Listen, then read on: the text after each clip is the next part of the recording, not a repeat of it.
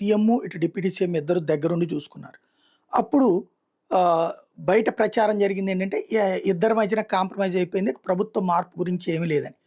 కానీ సంథింగ్ ఏదో జరిగినట్టుంది.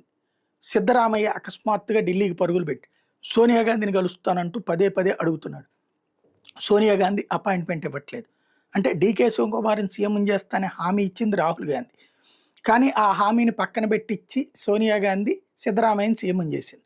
ఆయన నేనే శాశ్వత సీఎం అంటున్నాడు. అప్పట్లో డీకే శివకుమార్‌ని ఒప్పించింది 2.5 ఏళ్లేలే మా అమ్మ చెప్పింది కాబట్టి ఆయనకి మొదటిసారి ఇద్దాం. తర్వాత 2.5 ఏళ్ల తర్వాత నువ్వు తీసుకుందువు గాని అని చెప్పి రాహుల్ గాంధీ హామీ ఇచ్చాడు. ఆ విషయాన్ని అప్పట్లో ప్రకటించారు. అయితే ఇప్పుడు నేనే శాశ్వత సీఎం అని సిద్ధరామయ్య అంటున్నాడు. తేడా వస్తే ఊరుకోనన్నటువంటి పాయింట్ చెప్పుకొస్తున్నాడు. నేనేమి మాట్లాడట్లేదు, అధిష్టానం చూసుకుంటుంది. వస్తే వచ్చింది లేతే లేదంటున్నాడు డీకే శివకుమార్. ఇప్పుడు సిద్ధరామయ్య ఢిల్లీ చేరినటువంటి సందర్భంలో డీకే శివకుమార్‌ని అధినాయకత్వం పిలిపించింది. తద్వారా కర్ణాటక పంచాయతీ ఈ వారంలో తేలిపోతుంది. ఇక అధికార మార్పిడి ఉంటుందా లేదా అన్నటువంటిది.